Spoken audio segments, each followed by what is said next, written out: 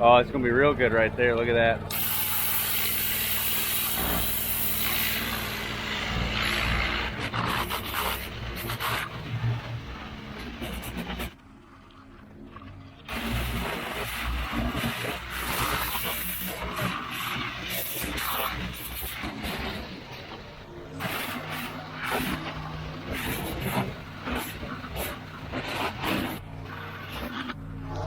Be able to see out of the windshield a little bit better in Ricky Bobby now. What we need to do is paint this thing. And I just so happen to have about 3/4 gallon worth of the PS2 silver from that last build that you probably might not have seen or maybe seen, or I don't know, somebody seen. And I think that could cover this.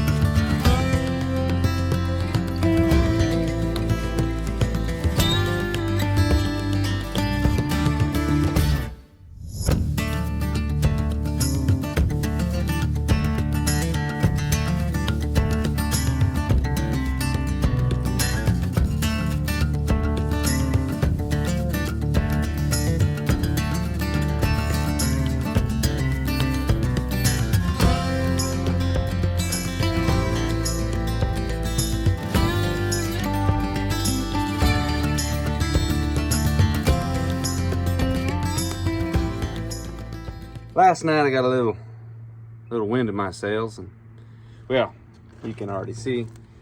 I went ahead and took the bed off of it, started stripping down all the trim pieces, and started working on getting some of the racing stripes off it, off the sides.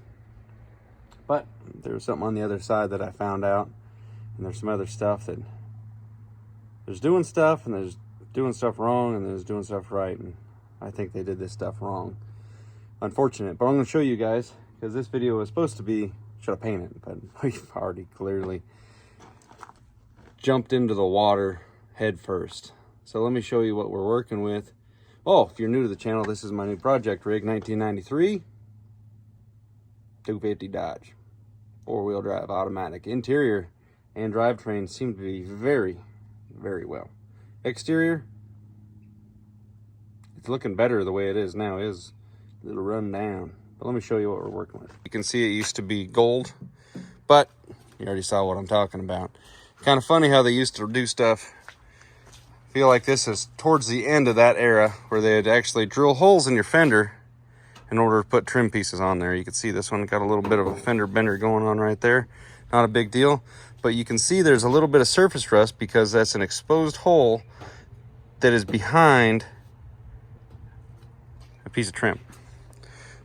Go back to here, they don't have it. And then they also did that for the Ram symbols up there for some reason, whatever. Sticker, don't look at that.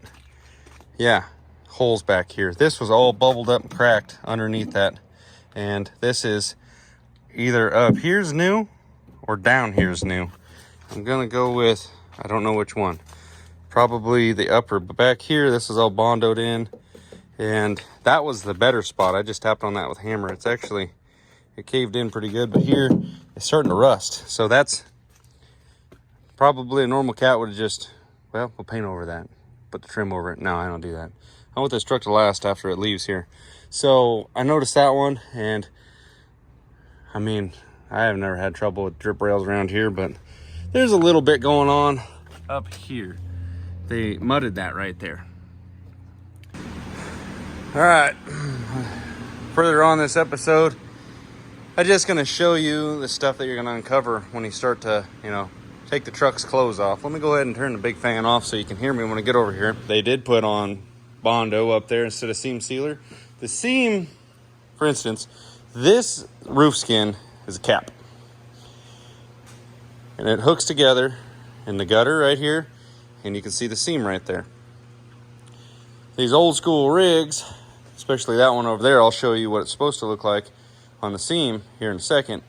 But you can see that technically I'm not going to worry too much about that. I'm going to get all that junk out of there.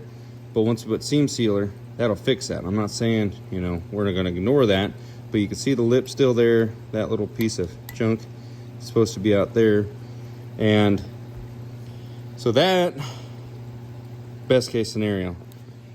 We got a little pinhole right here. A welder can take care of small stuff like that, and same thing with down in here.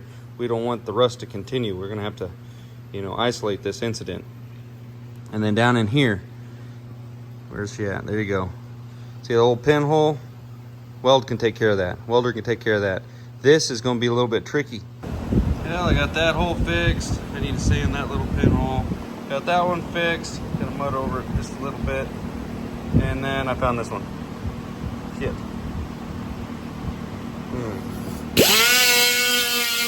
That's your mama.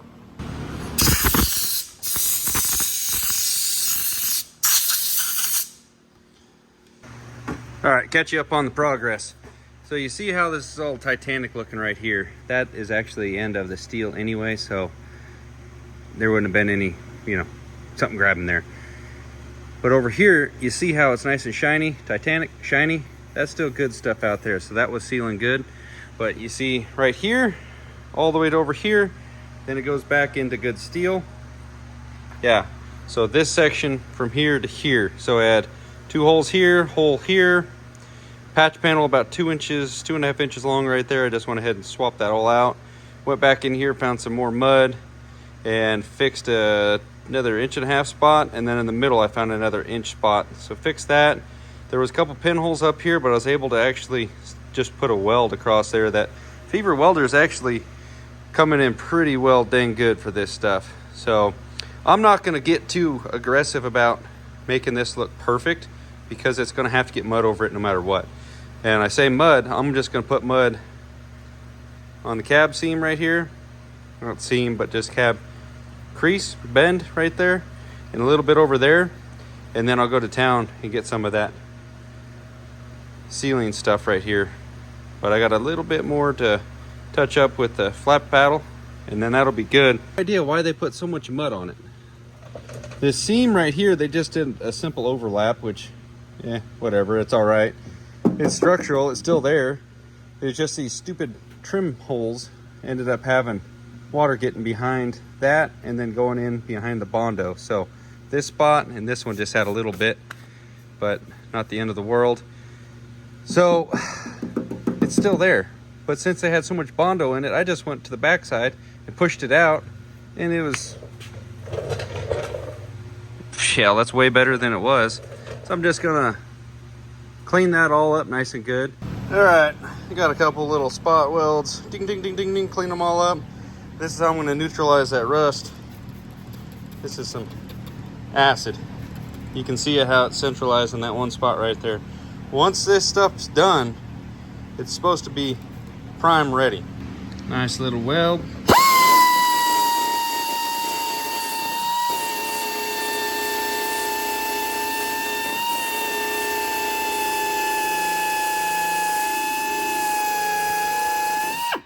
Telling you what, little tools like this make jobs so much easier, because versus getting a big old grinder in there, it just don't make sense. This little guy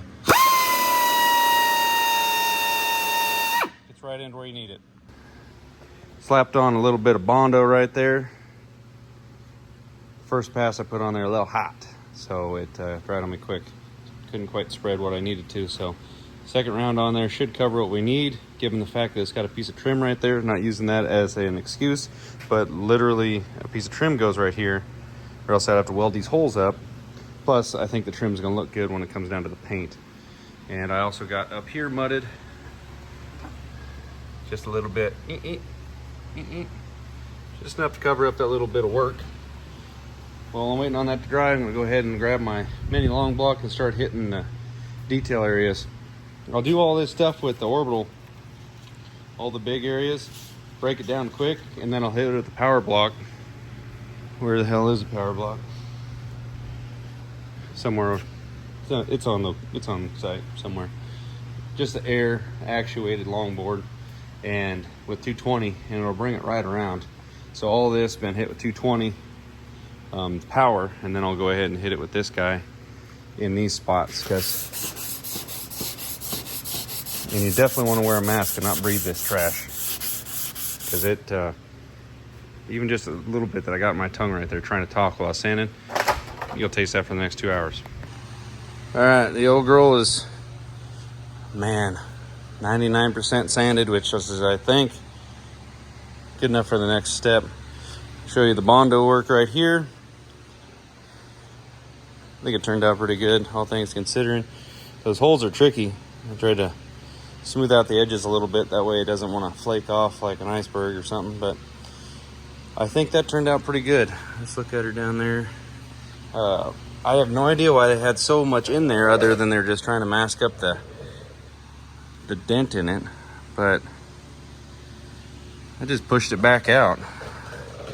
It's not a aerodynamic race car. It doesn't have to have perfect body lines. I mean, it's really dang close, but it just worked the sandpaper in there a little bit. Got that edge down. Oh, there it is right there. It's been a long week, month. 3M urethane seam sealer.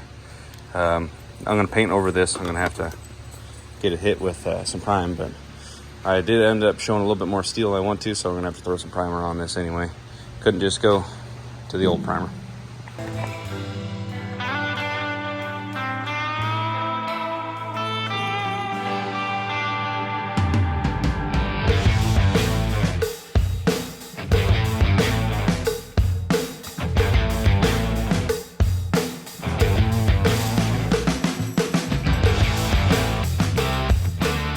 Whole idea to paint this truck is because the hood was rotten, or not rotten, but it was rusting. And then I found some stuff over there that was just shady. So my idea, paint job is not going to be top tier, but it's going to save this truck for years to come. And yeah, so little areas like this would be the Achilles on it. So you see right here where I stopped the seam sealer. I thought I had it overlapping this seam just a little bit, but it's actually exposed, and there's a little bit of daylight, you know, just in theory, they can go right through there. So I'm going to just put a little bit more seam seal right in that one spot to make sure that isn't an issue. Check the other side while we're up here. The out one is already good to go, and I went over it just a little bit. I didn't want to go down the side of it anymore because that's, for one, I think it's unnecessary because it's pretty well solid right there, and it's very sealed. So just want to put that on record. All right, guys and girls, we are about at the point where this truck is ready to get some color sprayed on it tomorrow morning. And I want to go over a couple things because, oh, you didn't spend a million hours on this truck to make it absolutely perfect when it came down to the prep work and all that stuff. Well, this truck had actually been low-key restored. I think I might have mentioned that at some point in this video, but there is multiple different layers of paint on this, different colors, several layers of the purple in the beginning. We got tan, we got black in front of it. There's double tan, we got primer, and then we got some Bondo work here and there. The truck actually is in very good shape body-wise. It's very straight and mechanically too, but they also covered up a bunch of stuff that threw me for a loop, and I was glad I had some experience in that field and was able to fix it, like that Bondo work I showed you on the other side. Had to cut out some of the drip rail area over there because they just mudded over the rot. But I'll say this right now, because the guys that really appreciated the green truck being restored and resurrected, I'm talking about being able to put the truck back out into circulation and look good doing it, mechanically strong like the green truck. I'll tell you this much, that new owner really appreciated that truck, and it looks great. Honestly, the paint job for my first time spraying looked way better than I expected I could do. But I'm aiming for these trucks to be on the caliber of a daily driver, something that you're not going to be afraid to take it down a dirt road, maybe scratch it in the bushes a little bit. Don't recommend. Or if you lean it against it or something, you know, you're not going to be too bent out of shape if the truck gets hurt in the little ways or something. But I'll say this much, I've spent about a week working on this truck to get it to where it is right now. That includes mechanical stuff and, you know, getting this thing prepped. I mean, the hood was starting to fail on the paint category. Once the clear coat goes, the base coat just, there's nothing. You can wipe it off with your hand. Rust started coming through.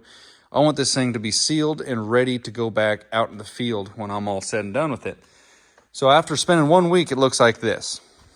Try spending 4 or 5 months working on a truck. And this is how it looks. I'm only a third of the way done. I've done so much metal work.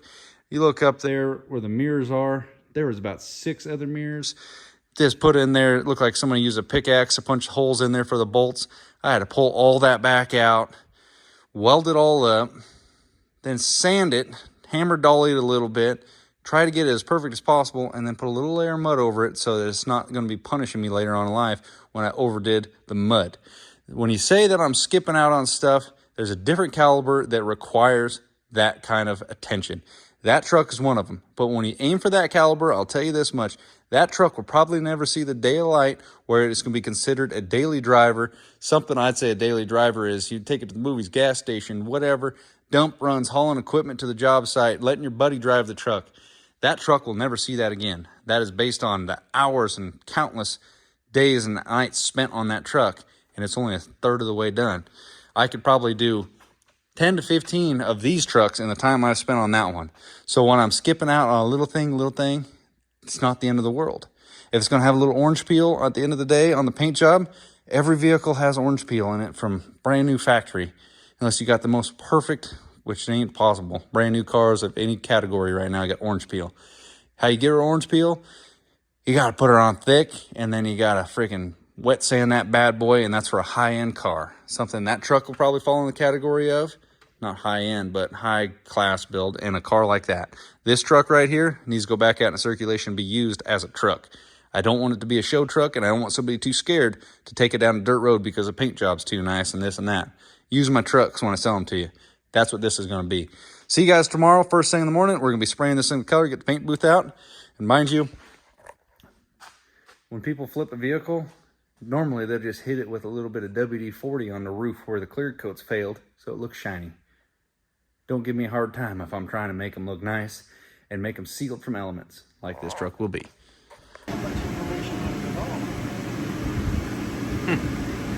Looks like a decent garage truck, except for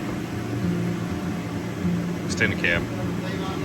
No in the town on the hill where the apples grow, the church bells ring every hour or so. I took a little walk just to see the ships coming in. The sun rose up right above the highway, black, blue, red, yellow, golden skyway. It's like the day that you jump into the wind.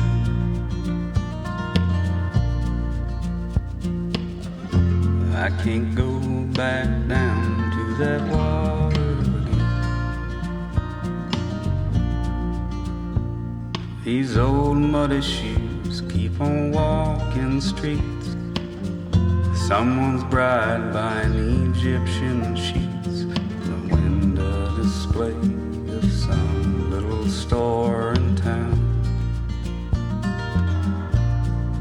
And there's my reflection against the morning light. Hello, Mr. Ghost, Mr. Skeleton White. You better comb your hair, you better wipe that George Clay off your brow. You better stand up straight, man, these people hardly recognize you now.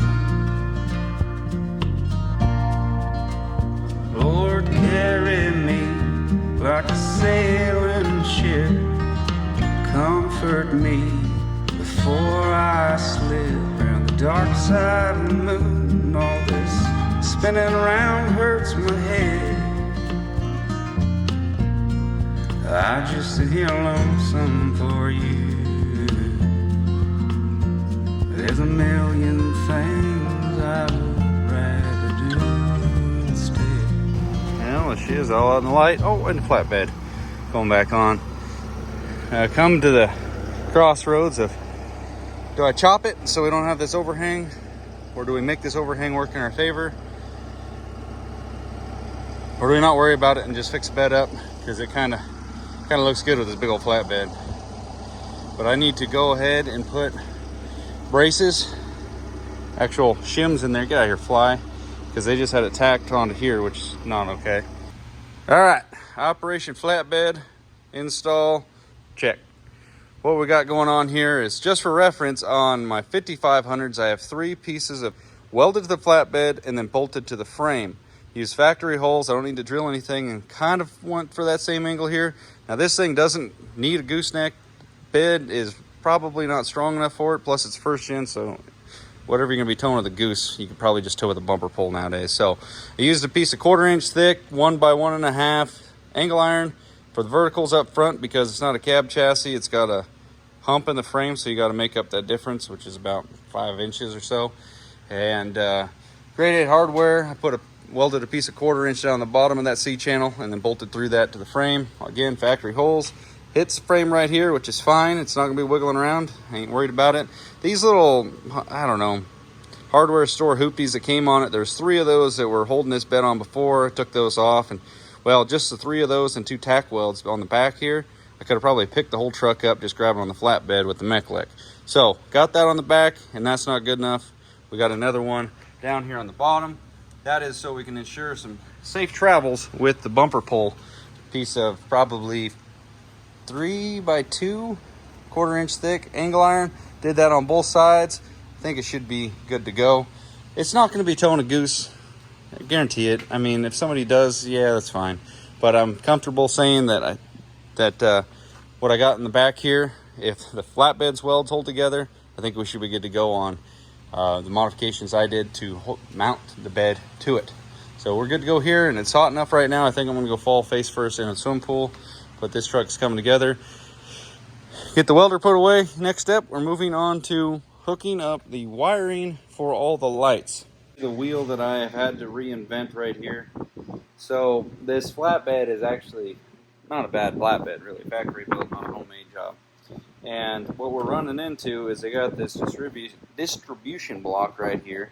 And I would imagine from the bed manufacturer, they give you a plug and play kit, and you just plug it in right here and you're good to go. I don't have that plug, and I don't have a schematic for it, don't know where the bed's from, all that jazz. So I've had to do the trial and error technique, test every one of these wires, see what's what, find my ground, find my turn.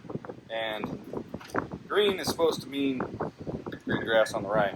Yellow, I'm talking about turn signals. Yellow is your left turn for double yellow line on your left side. So I've had to discover which ones are what, get all that configured, and I'll show you as soon as I'm done soldering this what ended up being the saving grace. And this is kind of, I don't know, we'll say dumb luck that I had what I had in inventory when I had it. But when I say green is to go to green, that's not how this bed's wired up. Green goes to something, I don't know what it is. The green I need is actually blue. So figure that out. And the whole plan of the way I'm doing it is so that if the next guy decides to take this bed off, put another one on, flat bed or pickup bed or what have you, is that thing sticking out? It is. Oh, I don't think so that before. I'll have to tape all this up so we don't have to perps. The way I'm doing it is so that if another guy decides to do whatever he wants to with this truck when he owns it, it'll be easy. Yeah, there we go. Your hazards act as your turn signals, as well as they act as your brake lights. So if your hazards work, everything else, as far as wiring on the back, we're good to go. Need to figure out, like I said, trailer brake power and constant. Then I need to figure out backup lights, because this big bird's going to need them. And we also run into the little issue of some of these things got some corrosion, so they're not working. All right, now I need to take this bed down, get it smoothed up a little bit. I spent a little bit of time right here with 60 grit on the orbital, and I'll show you right here what it does.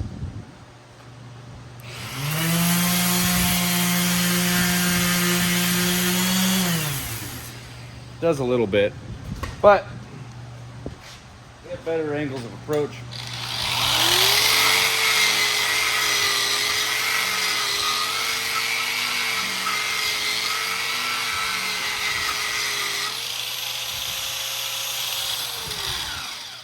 What this thing just did in 5 seconds would take that orbital to it'd probably be 8 minutes. Way better.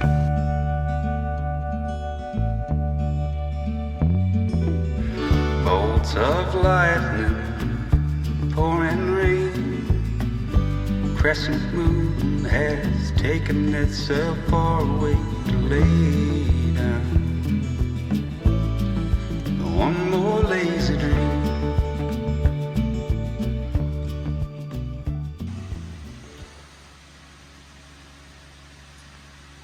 Yeah, you made an error jumping up there, didn't you? Come on. Oh, thanks for scratching the new paint. Come on. Come on, Mousy Man, get down off the damn truck.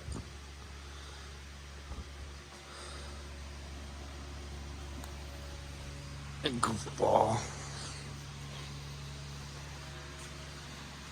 He's just up there checking her out. Huh. Huh. Is that a fact, dude? Yeah. Huh.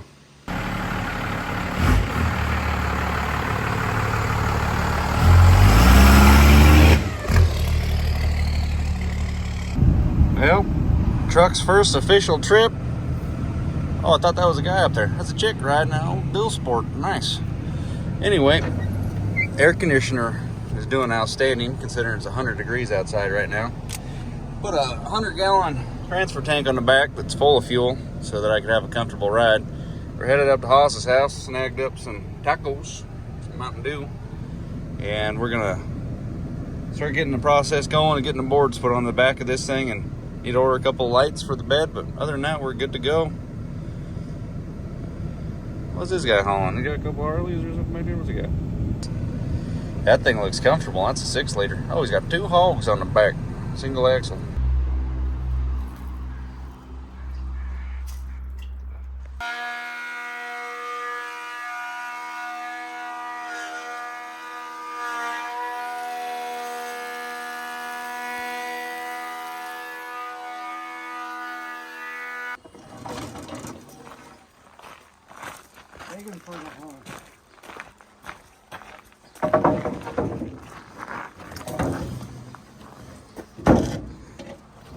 Yeah, we could spread that gap. I want to scratch that new bed, huh? Just planed it.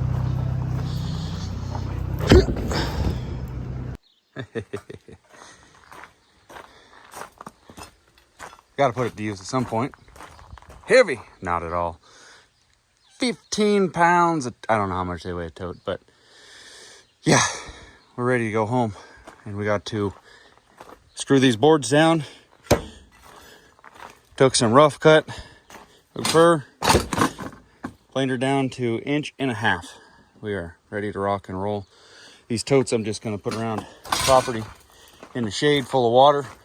They all have quick couplers right here, so you can hook up to a water pump. One more lazy dream. Well, this is why I test drive the trucks. You probably can't tell it, but there's a crack right below the bolt. There's the death wobble right there. So by not having any of the braces, getting her to walk, we went and put this one on there. Check that side, did that one first, and I was like, well, everything looks fine. So I came over here, there's a crack right below the bolt head. So we're gonna snatch this thing off here and figure something out. 2 3/4. Oh. Put up there what we're gonna replace it with.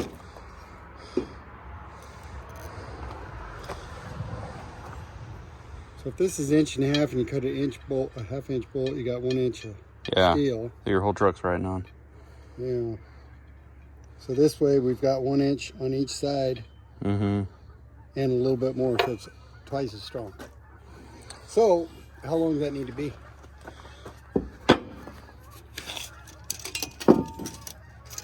Nine 9 inches. We got 18 inches there. Let me check real quick. Oh, just a little short.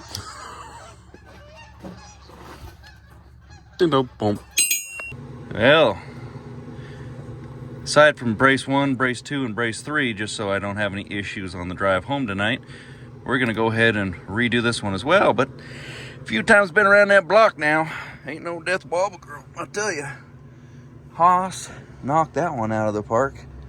While I was ripping this apart, he went ahead and knocked out 2 of these.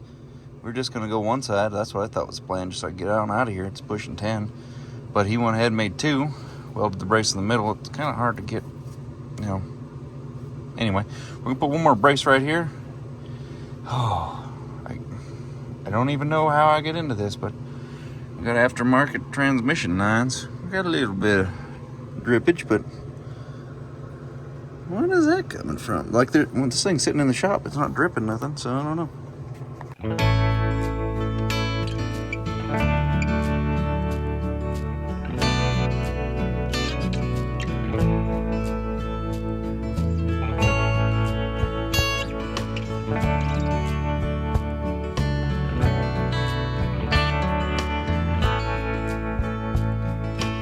Irene, I wish that you could be here.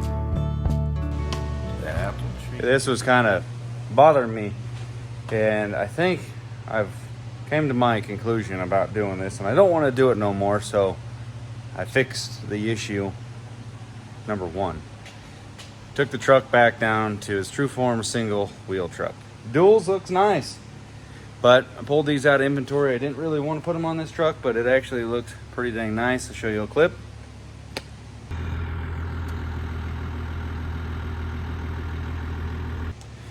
So I was trying to think maybe that having the duals on there was the issue of the death wobble. You saw that we fixed that other stuff up underneath last night. That was actually a broken part. That was a failure. And somebody was like, well, on my Instagram, they said that's probably side effect of the death wobble, something worse. Somebody did mention you could have possible issue with the frame is cracked, steering box area. Let me show you. So this is technically my second first gen I've ever had, and it's in quite a bit better shape than the first one I had. But I never even thought about this. But your steering box right here, it's got this old school kind of Mickey Mouse semi cross member. No crap. With the spring leaves, it's terrible. But right there, there's a secondary bracket for the steering box. It's been welded right there. Let's crawl back up here to the top. Somebody, whoever it was, they said this could be the issue. So, for one, that bracket is cracked. Still cracked. They only welded the bottom half. And not only that, but the dang frame cracked. So it's kind of, I went with what my gut told me and go ahead and put the singles back on this truck. Luckily I had these, I don't know how wide they are, 10s maybe, on a good note. I left a 2-inch spacer on the back so it didn't look so stupid with the big flatbed that definitely came off cab chassis truck. But now we got to pull the steering box off and we got to weld that old girl up. Ground out. Actually gonna put another couple crosses on there just so it doesn't have a vein to chase.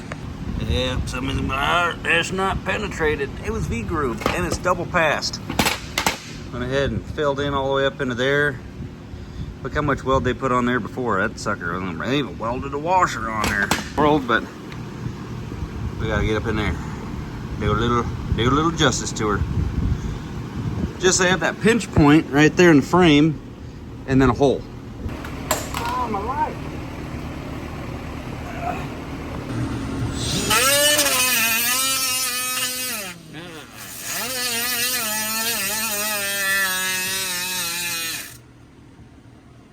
Yep. And well, too much thickness right there, but we don't want it to be any high spot. Go ahead and clean the rest of these up. How's that look up there? I think we're good there. Oh, better check them all. I checked that one. I welded some here just for the hell of it. Welded the backside. I think I'm gonna go ahead and complete the tube at least on one spot and go from the backside of where it cracked down to the bottom. How's it look up there? Look all right? All right. Yep. There's the aftermath of 3 or 4 welds. Yep. We're gonna move back here before we take it for a test rip. I bought some screws for holding the decking down. These things are designed for holding this kind of stuff down. I think I got plenty, maybe.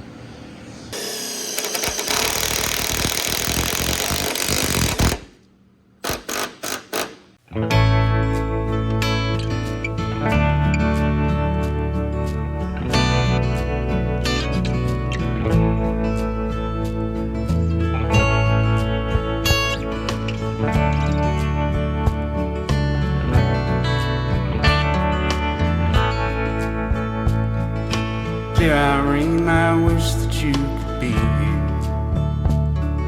The apple trees have grown to be so tall.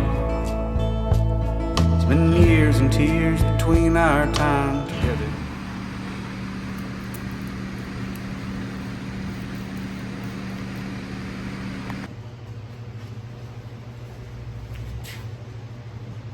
It's kind of funny, I was a little bit bummed at how high this flatbed was. But realistically, all said and done, it's not terrible because it's like a perfect height for a workbench, which that's what you want out of the flatbed. Just when it comes down to loading firewood into it, it's gonna suck.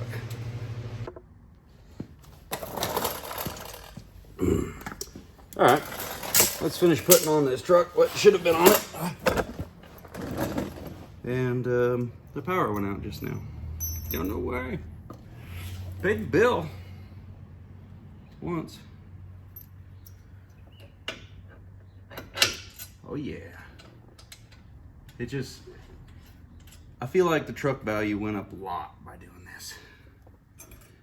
I turned that thing upside down, so it gave us a little bit more clearance, because honestly, first gen front end, anything springly front end is just, it doesn't really make all the sense in the world. Tilt that down a little bit.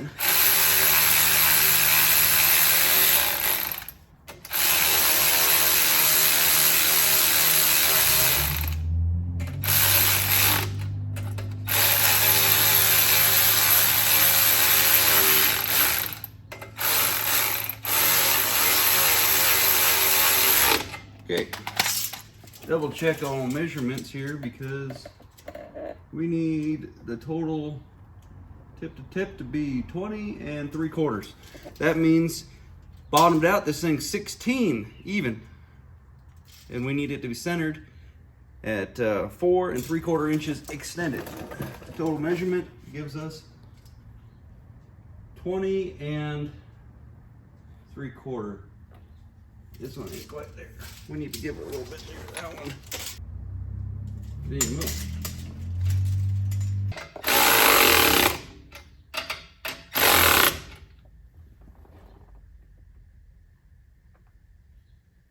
Guess that's tight. Started bending that bracket.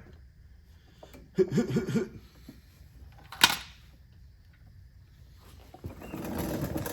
get some wrenches, tighten the rest of the joint. A pretty nice little kit. Kind of wish those were just a little bit tougher, but you know, whatever. They make it so that it fits around the round shaft for the main center one, but these ones over here, they don't have them pre-bent.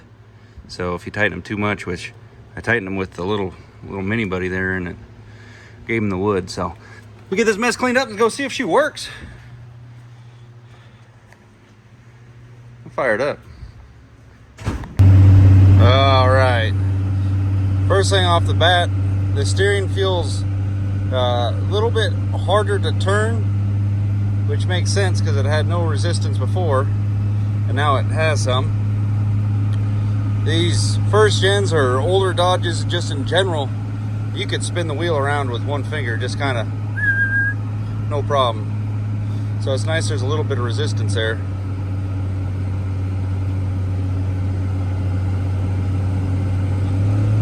We'll get her up to speed and see how she feels, but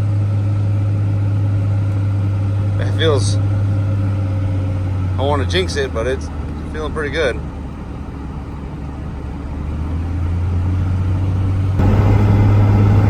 It's 55, 60.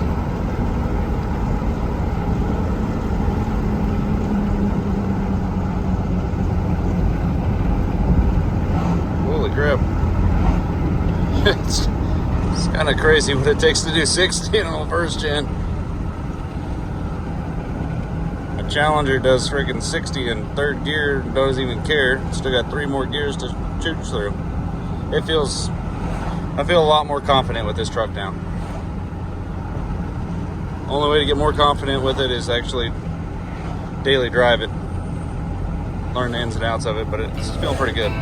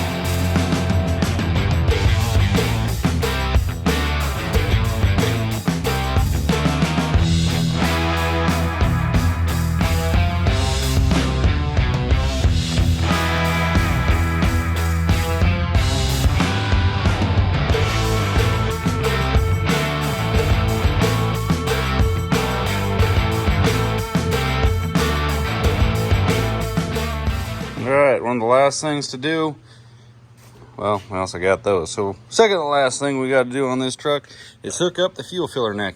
I've been looking everywhere for that bolt, and I just now spotted it. There she is, right there. Go to your home so I can put the nut on you. So this was a filler neck that was already there, and I was able to make this expand enough to fit on there, but I came up a little bit short. Didn't have quite a long enough hose. So, had an old filler neck, cut out a good part of it, and let me show you. I believe this is something that a lot of cats would probably end up, you know, just put it in there, whatever. But I got a bead roller. Let's go ahead and use it.